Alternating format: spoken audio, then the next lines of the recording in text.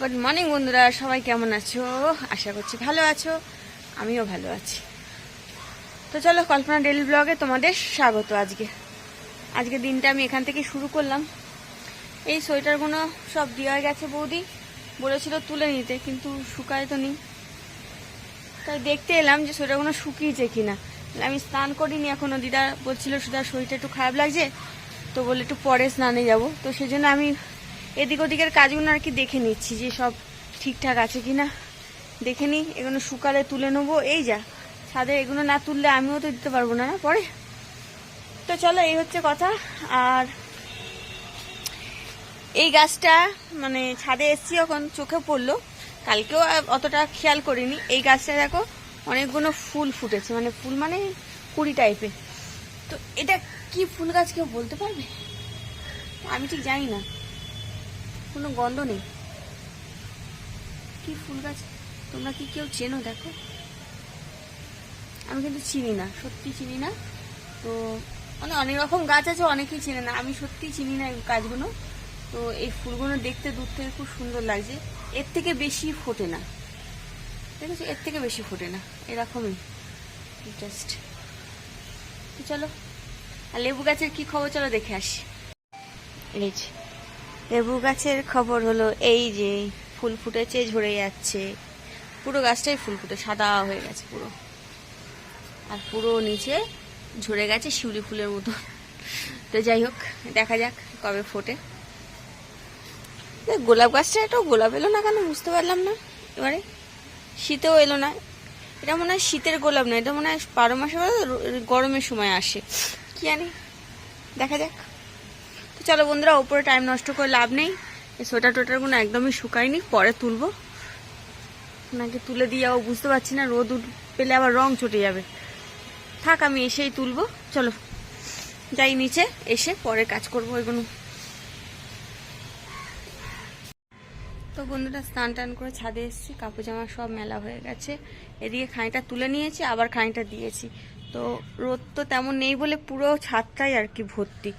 তো চলো, এগুলো তো মেলা হয়েছে।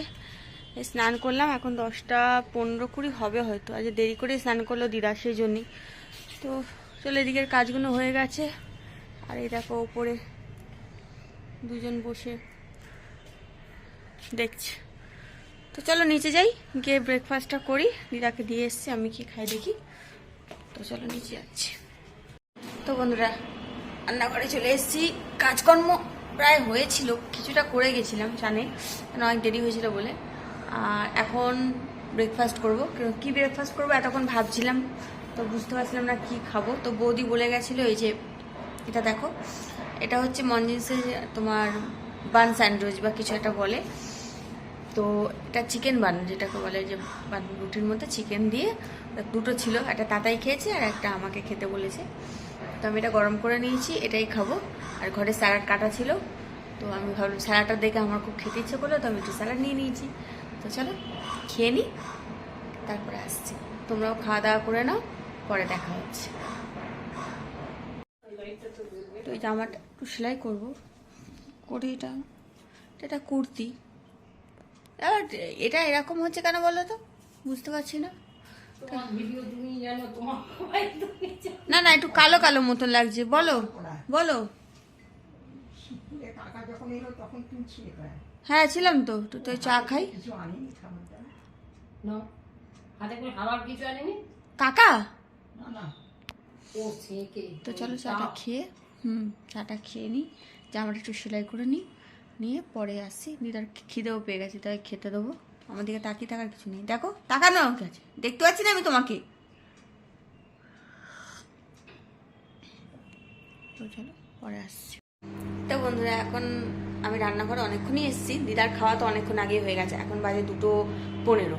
2:15 বৌদি আসবে বলে আমি সব প্লেটে রেডি করছি। যে আজকের তো উচ্চ মাধ্যমিক চলছে, বৌদি এসেই লাঞ্চ করবে, সেই জন্যেই রেডি করছি। বৌদি এক্ষুনি এসে যাবে, এসেই খিদে পেয়ে যাবে না, সকাল থেকে তেমন কিছু খাওয়া হয়নি।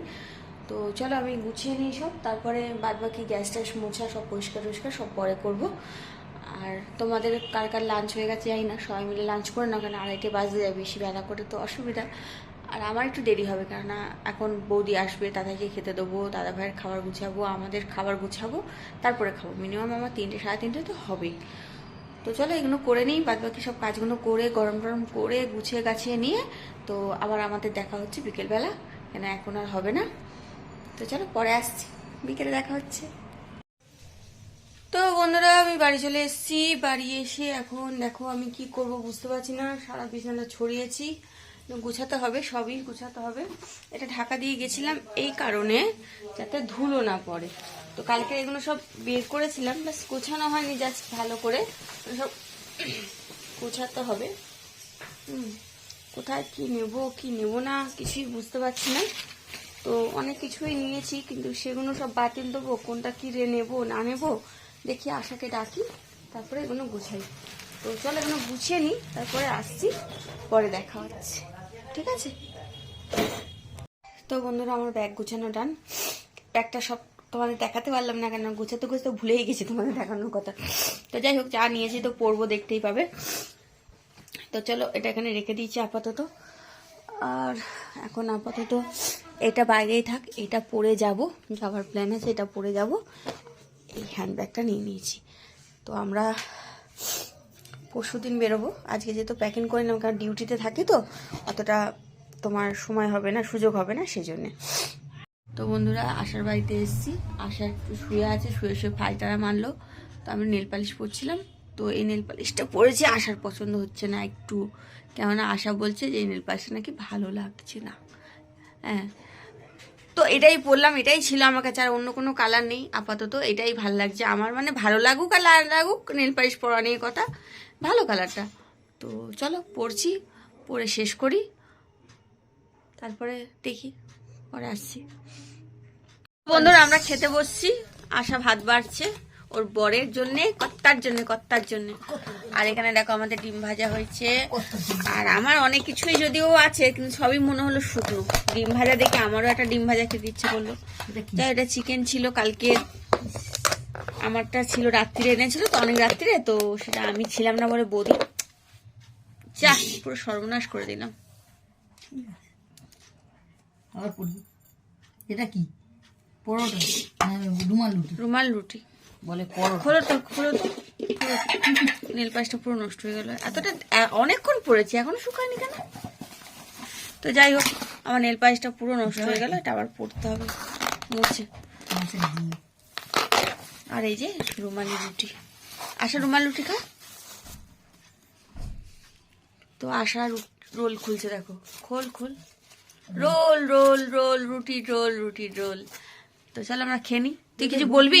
দাঁড়িয়ে থাকতে হয়, ঘর থেকে রুটি বানায় তারপর দেয়। তুই কি কিছু বলবি? তোর মুখটা এরকম কেন, পাগলার পাঁচের মতন?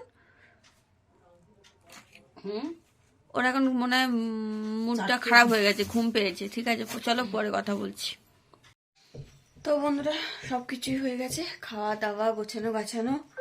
নেল পালিশটা উঠে গেছিল, আবার পড়তে হলো আমাকে, ভাল লাগে না। তো যাই হোক, এতক্ষণ ধরে পড়েছি, কখন পড়েছি আর এখনো অবধি শুকায়নি। বাজে ঘড়িতে প্রায় 11টা 15-20। তো আমাদের খাওয়া দাওয়া হয়ে গেছে, খাওয়া দাওয়া করে জাস্ট এখন শোবো। তো চলো বন্ধুরা আজকের ভিডিওটা জাস্ট এই অবধি। সবাই ভালো থেকো, সুস্থ থেকো, সাবধানে থেকো। আমার ভিডিও ভালো লাগলে একটা লাইক আর সাবস্ক্রাইব অবশ্যই করে আমার পাশে থেকো। চলো বন্ধুরা আজকের মতন টাটা, গুড নাইট।